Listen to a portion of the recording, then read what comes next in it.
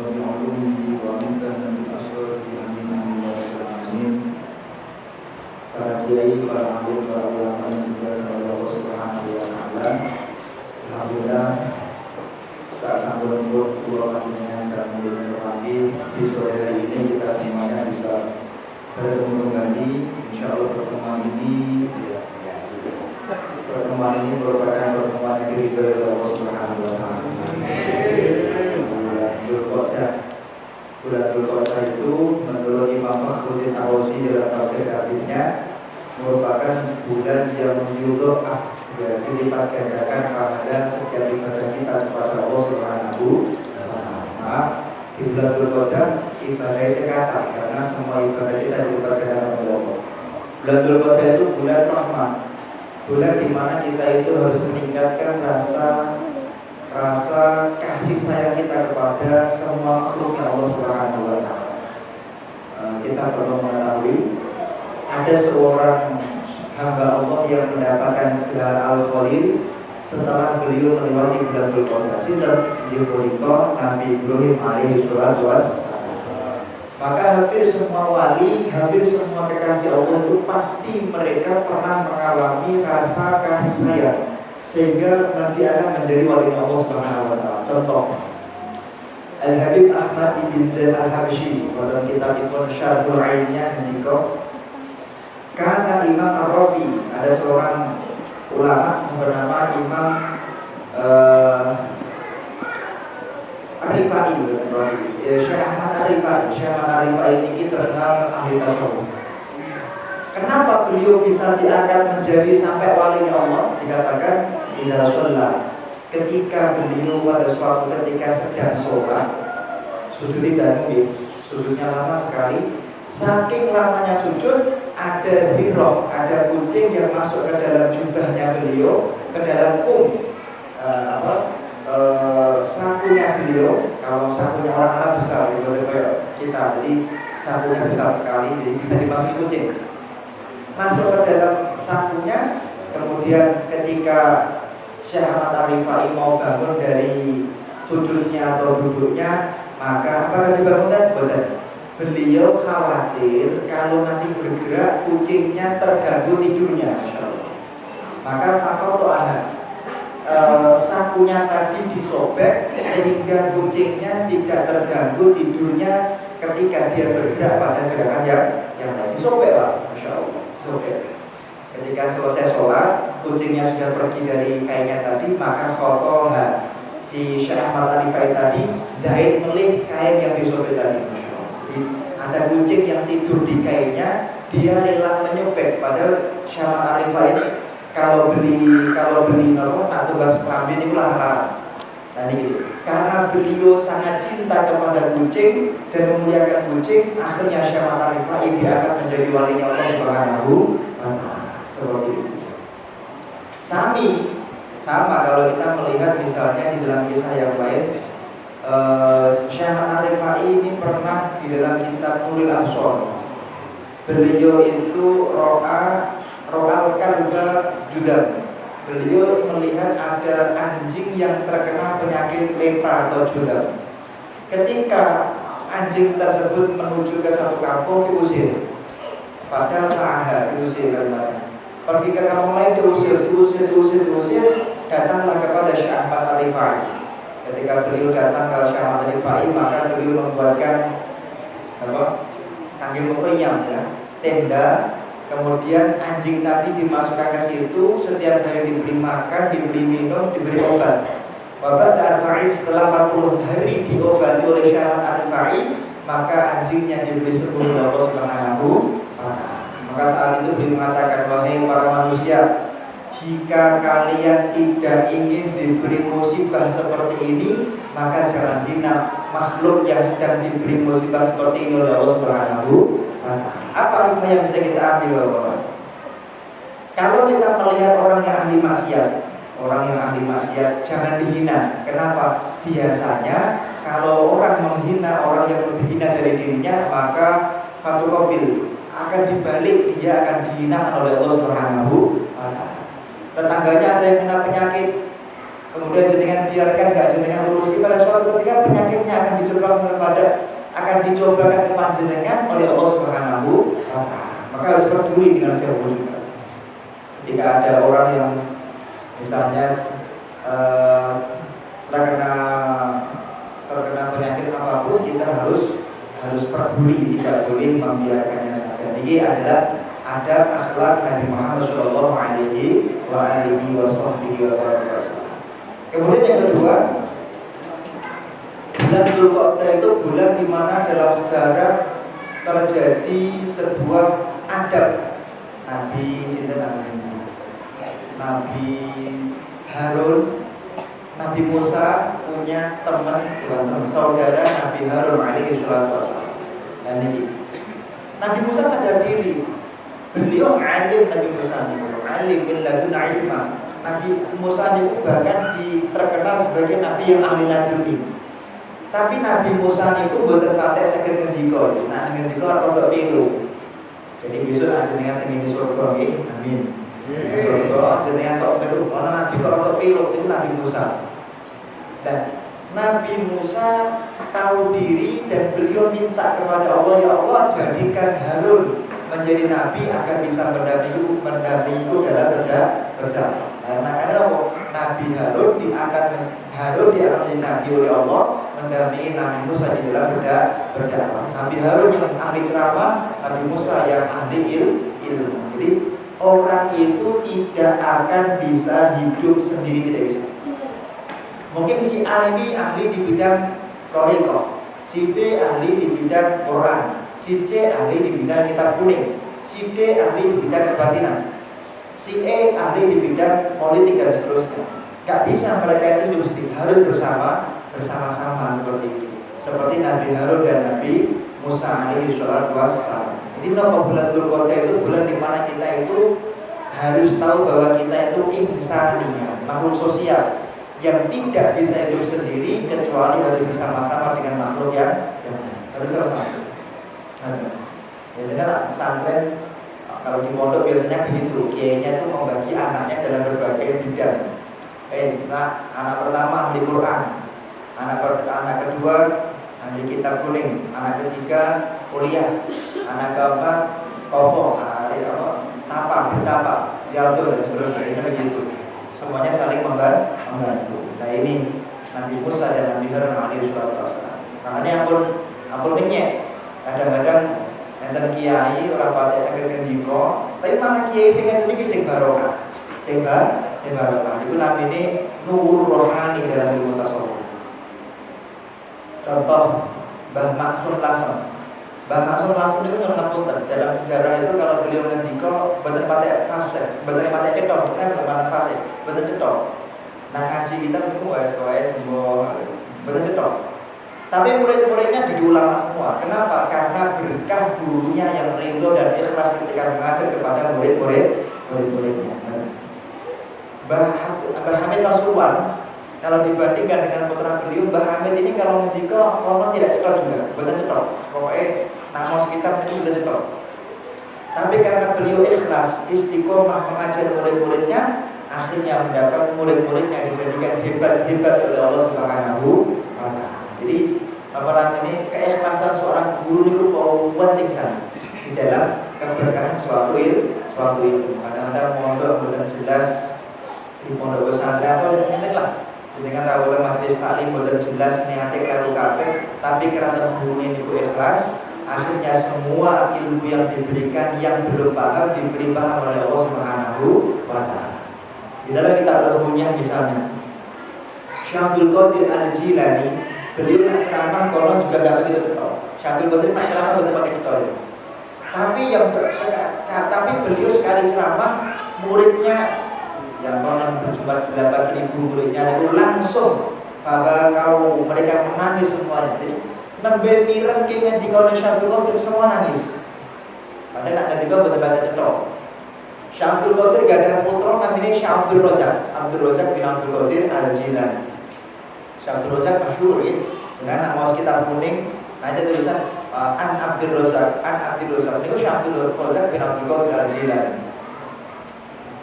Beliau nak ceramah, ya Allah, luar biasa. Dalil kitab nomor medal. Beliau hafal berbagai referensi dari berbagai argumentasi ilmiah. Nah, ceramahnya itu benar-benar ilmiah cetok. Pada suatu ketika Syekh Abdul Razak matur ning abahe, "Kah, boyo sing sekali-kali sing ceramah tengene murid-murid jenengan kula mawon. Kula nggih pengin sekali-kali ceramah." "Oh, ya apa boleh." Kemudian pada suatu ketika diumumkan bahwa besok yang isi pengajian surukan Qadiriyah itu adalah putra beliau bernama Abdul Razak bin Abdul Qadir Al-Jilani. Syekh Abdul Razak naik panggung ceramah 1 jam, Pak. Gak ada satupun orang yang menangis. Diakui ceramahnya cetok, runtut, argumentatif, rujukannya juga jelas, masotirnya jelas, tapi gak ada satupun yang nangis. Dan mereka merasa omongan yang disampaikan oleh Syekh Abdul Razak tadi tidak sedikit itu masuk ke dalam hati mereka. Maka kemudian ada salah satu dari jamaah yang muridnya Syekh Abdul Qadir ngaco, "Syekh, betul Syekh, jangan ini yang ceramah, biar kau saja Syekh. Walaupun kalau ceramah gak jelas mungkin gitu, tidak sejelas anakmu, tapi ketika kau ceramah selalu masuk ke dalam hati kami semua. Kenapa? Ketika beliau ceramah, beliau menggunakan hati yang ikhlas, hati yang jernih, sehingga ilmu masuk ke dalam dari hati kepada hati murid-murid. Al-qalb minal qalb ilal qalb. Guru kami di Yana selalu mengatakan, Syekh Abu Bakar Al-Adini bin Ali masyhur, Syekh Muhammad bin Ali Ba'atiyah, Habib Umar bin Habib, bahwasanya ilmu itu yang hakiki adalah dari hati masuk ke dalam hati. Dari hati masuk ke dalam hati. Maka jenengan kalau ingin dapat ilmu yang manfaat dan barokah, kuncinya nopo? Kuncinya ketika datang di majelis taklim, artinya hatinya harus dibuka lebar-lebar. Dibuka lebar-lebar. Pun pokoknya kalau boh paham boh boten, boh ngantuk boh boten, nak jenengan iku semangat ngaji ini pun insyaallah cenderung diberi sukses dan berkah ilmunya oleh Allah Subhanahu wa taala. Ini penting sangat. Ada santri-santri itu harus As'ad Samsul Arifin dalam beberapa argumentasi. Mbah As'ad Samsul Arifin ini ketika mau datang di Mbah Khalil Bangkalan konon jarang ngaji. Karena beliau itu sibuk ngopeni tamu-tamu itu Mbah Khalil Bangkalan. Mbah Khalil itu Masya Allah, muridnya gak banyak, cuma 32 Mbah Khalil. Keluar satu masuk satu, keluar satu masuk satu, 22. Mbah As'ad ini terkenal murid yang bagian maringi teh kaki tamu-tamu. Beda sama Kiai Zaini Munim, Pondok Nurul Jadid. Kalau Kiai Zaini Munim itu terkenal beliau itu berjihad, sungguh-sungguh dalam belajar. Setiap hari itu agar biasanya Kiai Zaini Munim itu kita apa? Tapi kalau Kiai As'ad beliau itu ngomeni tamu toh. Tapi keduanya jadi, Pak. Kenapa? Karena keduanya melalui jalur yang kemudian menjadikan suatu ilmu itu bisa barokah. Yang satu apa? Dengan khidmah. Yang satu apa? Dengan belajar sungguh-sungguh. Makanya kalau kita mengkaji kitab tasawuf, ilmu pemberian atau ilmu wahbah. Kalau dalam kitab Ma'al Qur'an itu ada ilmu wahbah. Ilmu wahbah itu ada iku. Enten naminipun ilmu ladun, enten naminipun ilmu laduni, enten naminipun laduni kubro. Nak ladun, pokoknya jenengan rawuh majelis taklim, mireng tenanan mireng gini, boten paham, dan nanti gara-gara kesungguhan itu kemudian jenengan diberi paham, atau diberi paham yang tidak jenengan pahami, atau diberi paham yang jenengan tidak pernah belajar ilmu tersebut, itu namanya ladun. Ladun. Pakai tasydid, ladunni kola. Yang pakai tasydid itu harus belajar dulu. Tirakat.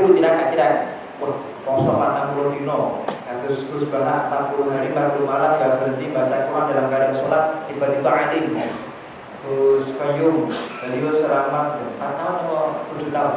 Beliau dikurung di satu tempat, kemudian beliau meninggalkan dunia alim. Nah, ini contohnya begitu. Jadi kalau laduni pakai tasydid itu harus tirakat dulu, harus sungguh-sungguh dulu, baru diberi alim yang lain, malam ya'dan. Dan nak laduni. Niku betul nomor santai duduk tiba-tiba alim, bukan laduni, ada Pak, ada seperti Pak, ada. Mungkin karena mbah-mbahnya dulu itu ahli khidmah kepada majelis ilmu, mbah-mbahnya dulu itu kalau ada majelis ilmu sangat membantu, sangat mendukung dengan ikhlas.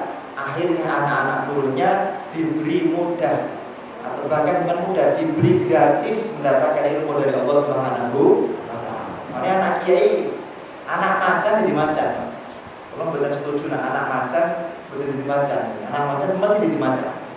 Cuma kan macannya di sini ada yang macan ompong kan gitu. Yang sini macannya macan yang gendang dan seterusnya. Anak macan itu dimacan.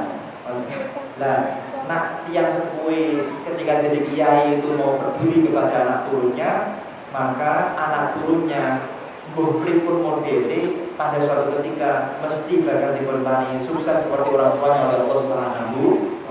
Makanya itu adanya zikrul usul dalam kitab hikam itu pentingnya kita itu ingat kepada leluhur itu di situ. Bahwa leluhur Islam, bahwa Islam, pokok leluhur harus dimuliakan. Ada tafsir namanya tafsir As-Sayyis. Tafsir As-Sayyis, tafsir ini menjelaskan tentang kewajiban kita hormat ke orang tua, ke mbah-mbah, ke buyut, walaupun kafir, wajib dihormati. Nak jenengan ingin mendapatkan kemuliaan dari Allah Subhanahu wa taala. Contoh di sini, contoh ini Nabi Ibrahim alaihi salam. Nabi Ibrahim masya Allah, Nabi yang dijuluki Ibrahim karena dalam berbagai referensi hampir semua anak turunnya menjadi nabi. Hampir semua anak turun Nabi Ibrahim menjadi nabi atau syukur rasul. Yakub, Yusuf, Ishak, Nabi Muhammad sendiri juga, Nabi Ismail dan seterusnya. Semua menjadi nabi. Kenapa? Sebab yang pertama dan utama adalah beliau itu sangat peduli kepada bapaknya. Walaupun bapaknya itu ngapunten gitu, diajak masuk Islam, tidak mau masuk Islam, tapi beliau sangat peduli kepada bapaknya. Dengan Quran disebutkan berkali-kali dan dijelaskan dalam berbagai tafsir. Misalnya di dalam tafsir Tabari, Ibnu Nabi Ibrahim itu nangis dalam waktu yang cukup lama karena menangisi bapaknya yang tidak mau masuk Islam. Ini bentuk daripada sebab Nabi Ibrahim itu akhirnya anak turunnya dijadikan anak turun yang mulia dunia dan akhirat. Sampai kalian jenengan nak pengen mulia, orang tua tidak boleh ditinggalkan. Walaupun kafir, pasang mutunya yang dimuliakan. Jenengan kalau pengen mulia, maka memuliakan orang tua bagaimanapun dan seperti apapun modelnya. Panjenenganipun yang Raden Fatah. Ada kitab, Pak. Kitab itu berjudul Ahlal Mustamirah. Yang Raden Fatah ini sangat hebat. Jadi putranya garwanipun Prabu Brawijaya V atau Bri Kertabumi atau apa niku garwanipun kata. Jadi sing sampai 100 garwanipun. Setiap kok bisa sampai 100 itu. Nah, setiap dinten unjuk jamus cang gitu. Dan jenengan ingin perkasa, maka terjadi kitab Ahlal Mustamirah munculipun jamus cang. Nggih, kasane boten loyo. Jamus cang. Ada boten itu. Hati. Itu namun jamus cang langsung ger. Iki nak Prabu Brawijaya V. Dan Prabu Brawijaya V itu punya putra banyak sekali, tapi putra beliau kebanyakan masuk Islam. Prabu Brawijaya V belum masuk Islam. Jadi ada yang mengatakan apakah Prabu Brawijaya V itu matinya sempat masuk Islam atau tidak? Kalau dalam keluarga kami, keluarga keraton itu lebih cenderung kepada beliau sebelum meninggal dunia dikejar sama Raden Fatah. Ada yang mengatakan terlalu dan sehingga juga kiri, ada sehingga juga kembali ke Swalwala. Yang jelas beliau dalam berbagai argumentasi beliau sempat masuk Islam di Islam sebelum meninggal dunia. Makanya kalau kita tahlil beliau dihadroi ila hadroti Prabu Brawijaya V. Begitu juga Gajah Mada. Gajah Mada itu menurut referensi yang kita pakai itu beliau memang sempat masuk Islam sebelum meninggal dunia. Patih Gajah Mada kemudian merubah namanya menjadi Raden Tapung. Raden Tapung kemudian di Luwe Kediri, punya putrinya sangat cantik sekali. Kemudian dinikah sama Syekh Mursyad Normandia yang menurunkan Pondok Lirboyo, Pondok di Jawa Timur. Nah ini kenapa Raden Fatah bisa menjadi salah satu raja yang sukses? Bahkan sampai sekarang hampir semua kiai yang mana mereka menuju ke Wali Songo dalam nasabnya itu rata-rata melalui Raden Fatah. Kenapa? Tidak lepas dari beliau itu sangat memuliakan orang tua. Jadi fitnah-fitnah yang ada di dalam sejarah itu tidak benar. Nanti kasus kita namanya Amal Ragal Arum di Belanda itu, di Amsterdam of University atau di Utrecht of University di Belanda Kamal. Dan itu ada di Keraton Jogja. Mereka orang-orang penjajah itu memprovokasi kita untuk benci kepada ulama itu dengan berbagai cara. Tapi memang cara yang paling efektif melalui tulisan. Beliau tulis 1500 halaman tentang keburukan Pangeran Diponegoro, 1500 halaman tentang keburukan Amal Tegar Arum, putra kandung, putra cer daripada Eyang Sultan Agung. Ditulis di sana, masya Allah. Dalam 1 jam Amal Tegar Arum membunuh 6.000 ulama, masya Allah.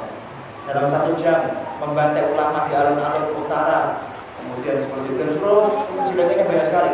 Enggak selesai. Nah, buku itu dikasihkan ke Solo, wong Solo gampang tersulut emosinya.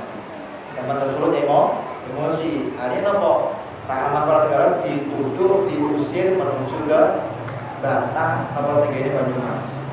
Beliau terus berhubungan di sana ketemu sama guru Qurannya yaitu Syekh Syamsuddin. Kemudian beliau fokus di sana, meninggal di Tegal. Setelah 300 tahun dimakamkan, kalau ini jenazahnya tasik untuk wani. Memang beliau ahli Quran, ahli Quran.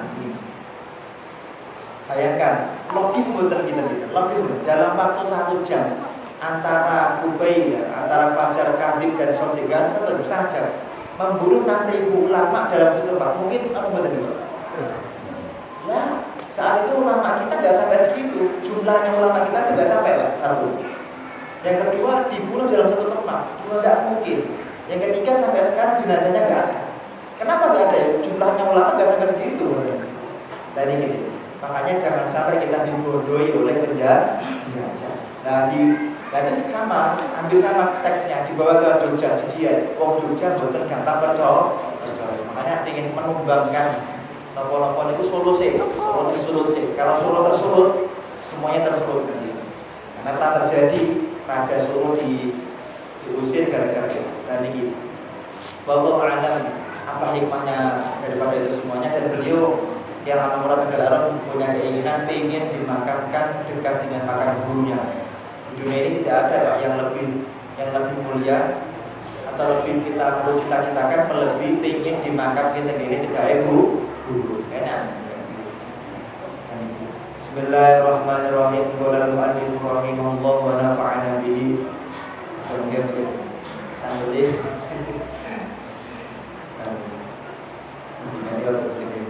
Bismillahirrahmanirrahim. Qala al-mu'allif rahimahullah wa nafa'ana bihi wa bi'ulumihi wa bi'tana bil asrolihiyan. Monggo kula panjenengan di bulan Dzulqa'dah ini jangan lupa muliakan para leluhur kita. Mana sih ketika Pak kurban untuk orang meninggal bagaimana Pak? Memang ini minhajul talibin atau di mahali itu poilan musabiha. Nak boten wasiat boten sah. Tapi ini kan satu argumentasi, satu pendapat. Kan masih ada pendapat yang lain. Imam Nawawi memang mengatakan tidak sah kalau tidak berwasiat. Jenengan ambil baik boten wasiat cung atau besok amati sampai kurban gitu. Jenengan kurban iki boten sah. Tapi kan ada pendapat Imam Ar-Rafi'i di dalam kitab Al-Muharrar. Ada pendapat Imam Ishaq bin Rahawayh. Ada pendapat dari Imam Ali Syabdo Malisi yang mengatakan kurban untuk leluhur yang telah meninggal dunia tetap dianggap sah walau ta'akid bisodara walau ta'akid bisodara walaupun nanti hukumnya menjadi yaitu saudara. Makanya kalau jenengan kurban sapi setunggal, nanti yang 6 untuk jenengan dan anak-anak, yang 1 atas nama orang tua yang telah meninggal. Nah, itu nopo itu sangat dianjurkan menurut pendapat para ulama. Itu sah wonten kitab Hasyiah Syarhul Malisi atau Hasyiah Syekh Syarwani atau Qasim Al-Abadi. Nah, ini memuliakan Ramadan. Bismillahirrahmanirrahim. Kul ngendika teman sapa sira kalau ada kalimat kul ngeten iki berarti kalimat yang ada setelahnya itu pasti sesuatu yang sangat penting. Kalau ada kalimat kul fi'il amar maka kalimat yang jatuh setelahnya itu kalimat yang ihtimam penting. Man, kalau ada kalimat dimulai dengan man berarti mustarab, siapapun juga. Man, siapapun juga. Di dalam tafsirnya dikatakan di dalam tafsirnya ini, jadi baik laki-laki maupun perempuan, baik jin maupun manusia, baik hewan maupun tumbuhan. Kalau ada kalimat man itu semuanya berlaku. Kata dia wa ma wa al-rusabi ma bukir wa hadza mu'inda tayyin syuhir. Jadi siapa juga yang mana dia memusuhi malaikat Jibril, fa innahu nazzalu ala qalbika bi'idznillah musaddiqan lima bayna yadayhi wa hudan wa busyra lil mu'minin.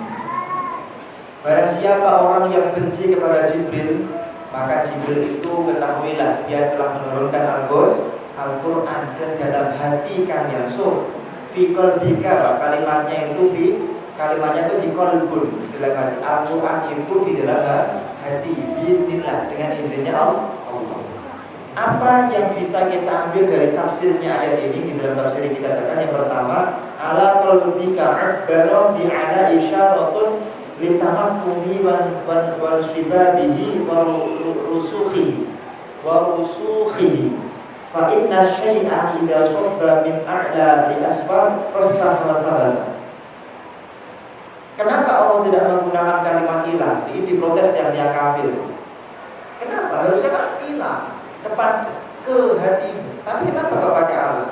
Dan menurut Imam Sawi dalam tafsirnya ini, kenapa pakai Allah?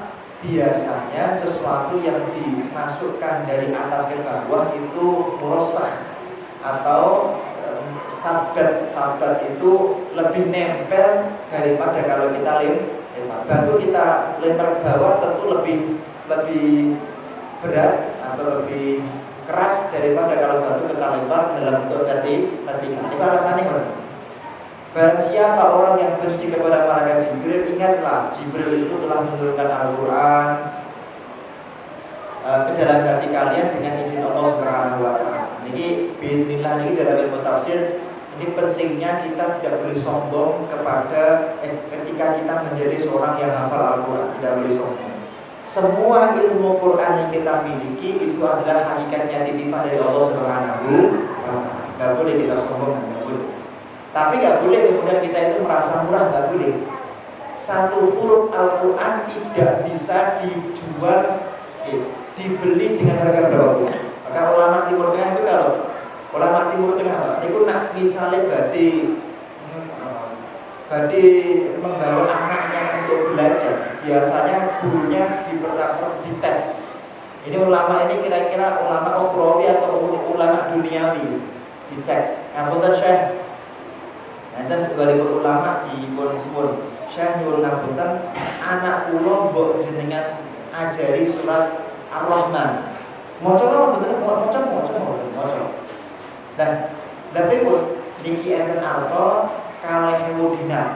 Masyaallah, kalih ewu dinar itu kalau dirupiahkan sekitar 200 juta. Masya Allah, banyak sekali. Hanya ngajari Ar-Rahman kan masih saya 200 juta, kebanyakan gitu. Alas, inkotor kafir, sudah, aku gak jadi mengajar, mendidikkan anakku kepada Allah. Kenapa? Kalau surat Ar-Rahman yang begitu mulianya engkau anggap terlalu mahal dengan 200 juta, maka aku tidak mau anakku itu hitung-hitungan dengan ilmu. Syekh, andaikan dunia seisinya tak miliki, maka untuk membeli satu ayat dalam Al-Quran tidak akan mampu untuk menghargai yaitu ilmu yang telah memberikan kepada anak. Makanya karena beliau mengatakan bahwasanya surat Ar-Rahman dibayar 200 juta itu terlalu mahal, maka beliau tidak jadi sama sekali bereaksi sama sekali. Oh, ini berarti ulama yang perlu kita datangi untuk kita cari ilmu, karena dia ulama yang ikhlas. Tapi baru dihina, dicaci, dimaki, kemudian dia marah. Oh, Anda tidak menghormati ulama. Balas, ini ulama yang tidak patut untuk kita duduki, kita ambil ilmu. Karena dia akan sulit. Ala qalbika bi'idznillah ini sulit sekali. Kalau di dalam kitab Al-Hikam Imam Ibnu Aqlan, kalau di dalam kitab Risalah Al-Qusyairiyah dijelaskan, ilmu itu akan masuk ke dalam hati yang safi, hati yang bersih. Maka ketika gurunya itu masih memiliki rasa bangga terhadap ilmu yang dimiliki, maka akan sulit sekali ilmu itu masuk ke dalam hati murid-murid. Seperti itu. Nah, ini gitu. Tapi ngapunten, menurut saya, menurut guru, yang menjadikan ilmunya anak itu kurang barokah itu, kalau alam misal kita nggak punya data statistik, tapi zahirnya itu yang membuat ilmu tidak barokah kadang-kadang malah orang tuanya sendiri. Anak itu biasanya kalau guru hormat, pripun anak itu oleh guru rata-rata hormat. Malah orang tua yang kadang-kadang kurang hormat sama guru. Wah, apa? Saya sudah mendidik anak saya di SDA, SMPA, SMPC, Madrasah Aliyah. Kok anak saya itu nggak dididik? Masya Allah. Masa nggak dilayani? Masya Allah, guru yang layani, Pak. Guru yang layani. Ini belum betul-betul. Saya sebagai seorang dosen, kalau dianggap melayani, nggak mau. Kalau mahasiswa, ya harus datang. Tapi kalau orang tua memang kita muliakan. Tapi kalau mahasiswa, murid itu harus datang kepada guru. Ini adab murid kepada gurunya. Jadi layani bla. Mulai kelas corona. Masya Allah, aku sebayar sekian, gune tinggal nangoman tinggal ngajar mata ngantuk kok bayarnya. Masya Allah. Pak, ngajar online itu buat kehidupan kita. Tetap tasik enak ngajar buatan online. Ngajar online itu kesel. Apalagi nyimak Quran, nyimak ngaji Quran anak-anak al-bain itu ketika corona itu ngajinya online. Mereka pulang ngajinya online. Masya Allah, capek sekali. Lebih enak secara langsung. Nah ini kadang-kadang karena gurunya menghina atau kurang menghormati orang tuanya menghina atau kurang menghormati guru anak-anaknya, akhirnya ilmu anak-anaknya kurang diberi berkah oleh Allah Subhanahu wa Ta'ala. Syaikhul Qadir mencontohkan. Begini misalnya begini kitab Fathur Rabbani Al-Faidir Rahmani Al-Kamakal. Ja'a waliyun, datanglah seorang wali. Wali itu bapaknya santri. Dia melihat, loh, ternyata selama ini anakku ini nak maem. Anakku kalau makan itu dari bekas sisanya Syaikhul Qadir Al-Jilani. Padahal boten ngoten. Asal Syekh min alamatil barokah. Bekasnya seorang guru itu alamat tanda keberkahan. Makanya Imam Hambali ketika beliau sakit keras, dawuh tegene putrinipun, "Cok, tolong ambilkan jubah di kamar." Masya Allah, jubah di kamar. Loh, kenapa, Pak? Tolong jubahnya kamu rendam.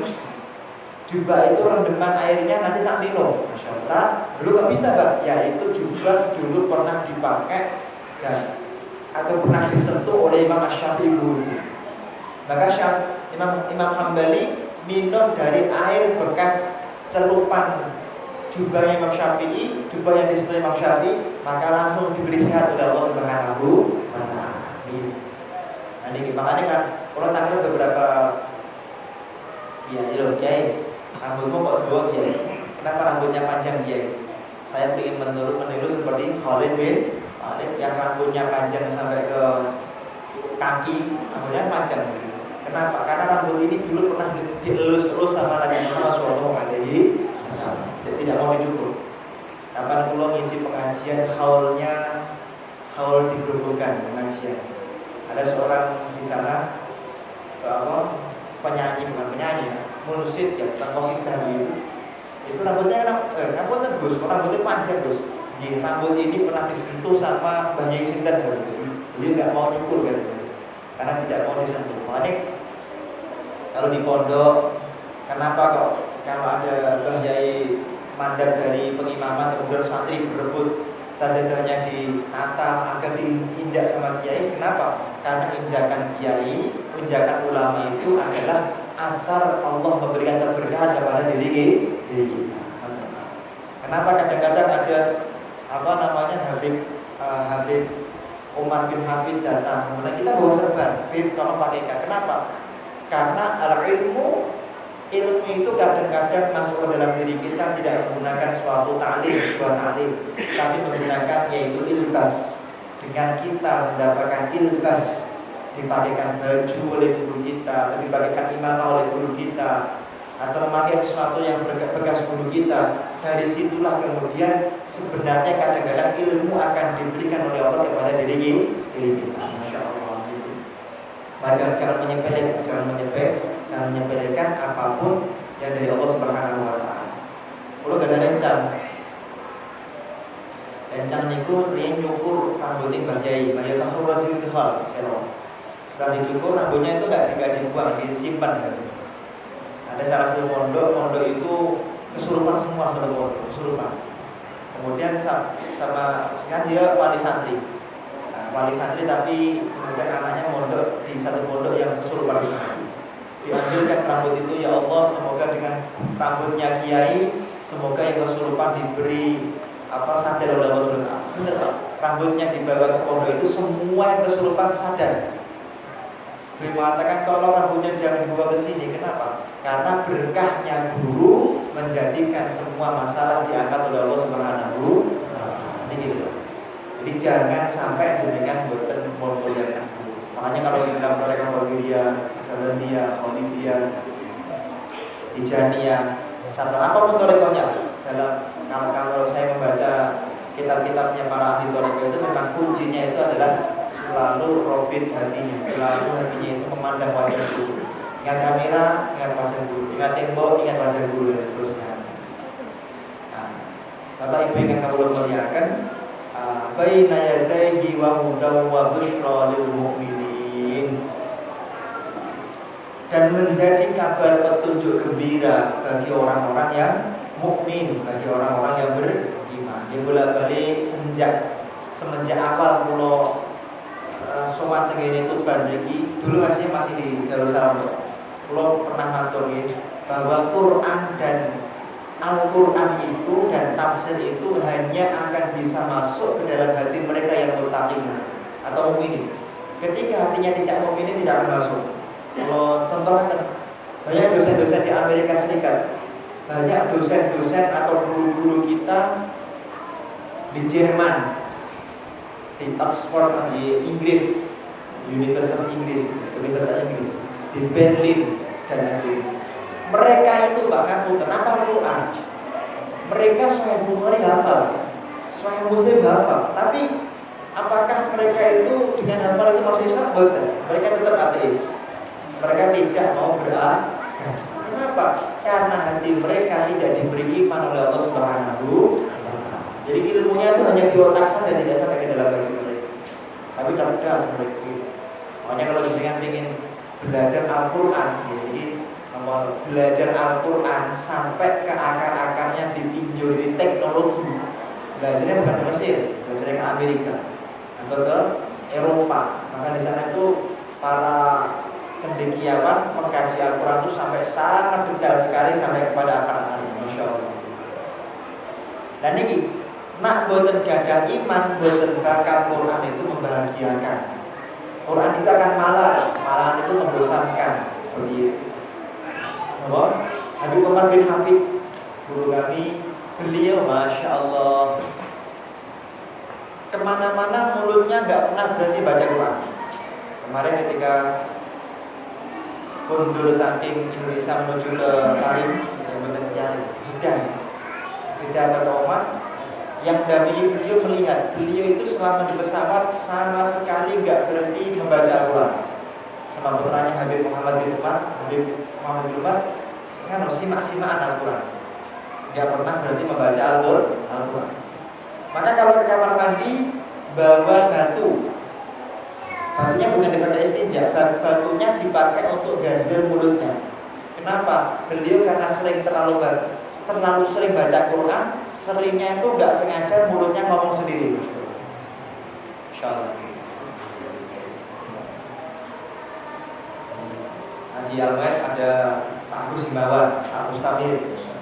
Itu saya pernah melihat beliau itu sare itu mulutnya deres jus 21. Jadi Pak Agus Himawan itu sare apa setengah sare lah pokoknya. Itu mulutnya itu bisa bermimpi jus 21. Buatan jus 20 sampai hatam kalau simak. Enggak, saat itu saya belum hafalnya belum sampai situ. Simak, Masya Allah, lindurnya aja Quran. Pak Mustamir lindurnya Quran. Habib Umar bin Hafid, Masya Allah. Kalau ini Pak, kalau ini kisah nyata.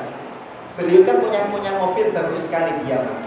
Kalau ingin itu mobilnya dimaling. Wonder, maling mobil Habib Umar ya, wonder banget.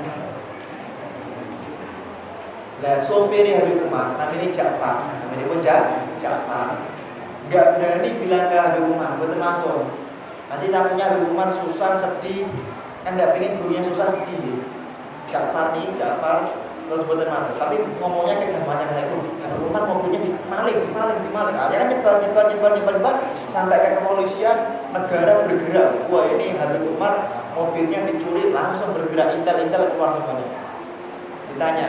Salah satu jamaah memberanikan tanya, Beb, mobil ini negara bingung, Beb, negara ini geger, Beb, ada apa? Mobil jenengan dicuri sama orang, Beb. Apa dicuri? Saya nggak tahu. Masya Allah. Loh, memang saya punya mobil. Jawab memang saya punya mobil.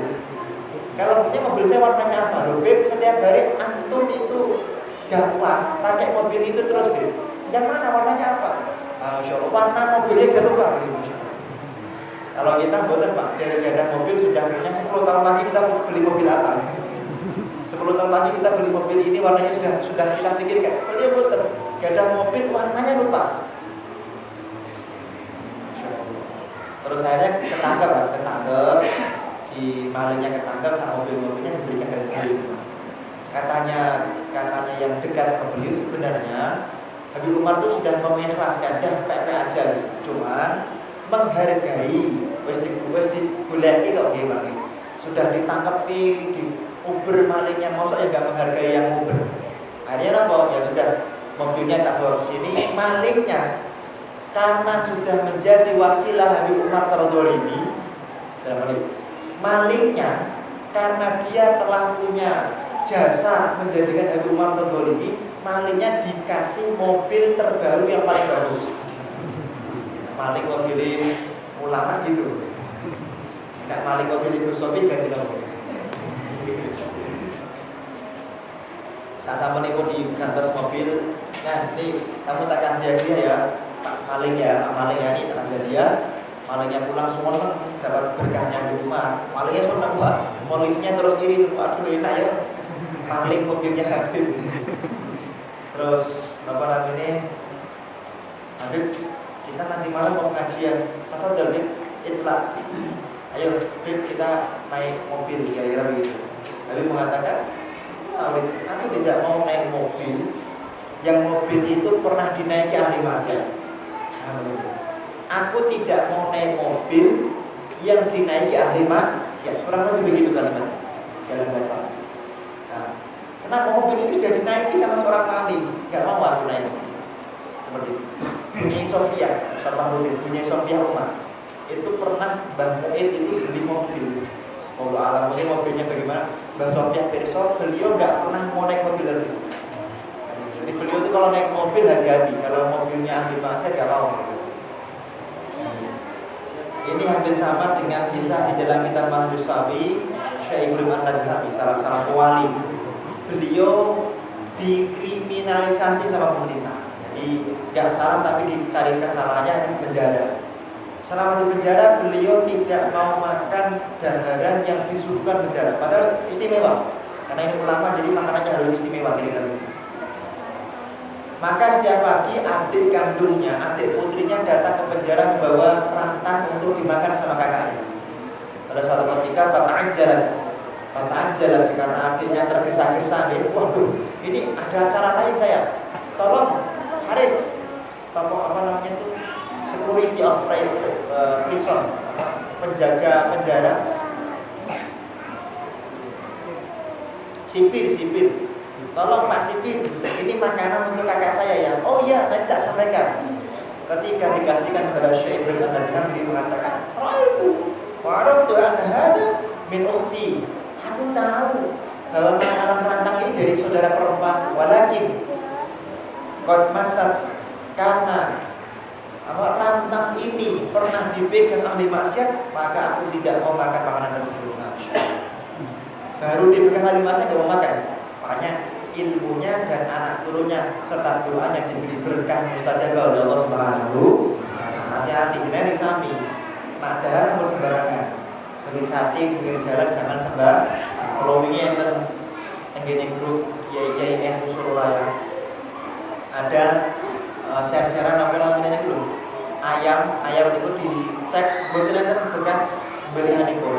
Di Solo banyak seperti itu, Pak. Di Solo banyak. Makanya harus ada dicek saestu. Jadi harus ada pilihannya betul. Paling boten enten keluar. Jadi kalau beli ayam, beli bebek harus dicek apakah sudah disembelih atau belum. Kemarin ada buaya sekali yang belum disembelih. Makanya kalau kita ingin, kesimpulannya apa di dalam pertemuan yang pertama, kalau ingin mulia dunia akhirat, jangan lupa memuliakan orang tua dan leluhur-leluhurnya.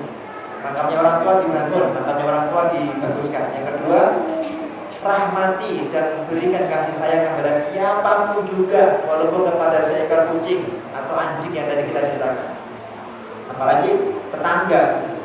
Tapi paling wonten kita tenggene anu wonten paling manis Pak niku nak ngrasani ahli Quran. Pokoknya paling nikmat niku nak ngelek-ngelek ahli Quran. Makanya dosa ini padahal dosa menjelek-jelekan ahli Quran itu besar sekali di mata Allah Subhanahu wa taala. Jadi masya Allah, ngenyek ahli Quran itu dosanya bakal hilang. Tapi itu yang paling banyak dilakukan.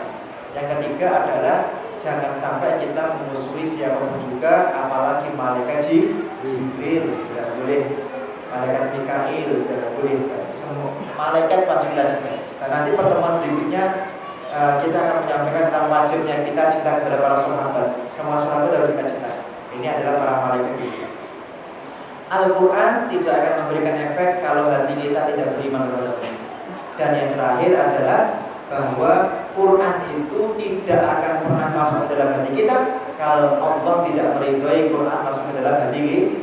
Maka saya husnudzon kepada panjenengan semuanya bahwa seluruh jamaah di sini akan mendapatkan ilmu yang barokah, mendapatkan ilmu yang manfaat, anak turunnya kelak menjadi ulamanya Allah Subhanahu wa taala, masyarakat Tuban dan sekitarnya menjadi orang yang mulia dunia dan akhirat. Kita semuanya, anak turun kita semuanya, jemaah kita semuanya setiap malam bisa terbimbing oleh Nabi Muhammad SAW. Semoga semua hajat buru-buru kita dikabulkan oleh Allah Subhanahu wa taala. Ada hadhihi niyyah wa likulli niyatin shalihah wa amalana wa salamun shalih ila hadratin Nabiyil Mustafa Muhammadin sallallahu alaihi wasallam biziril Fatihah.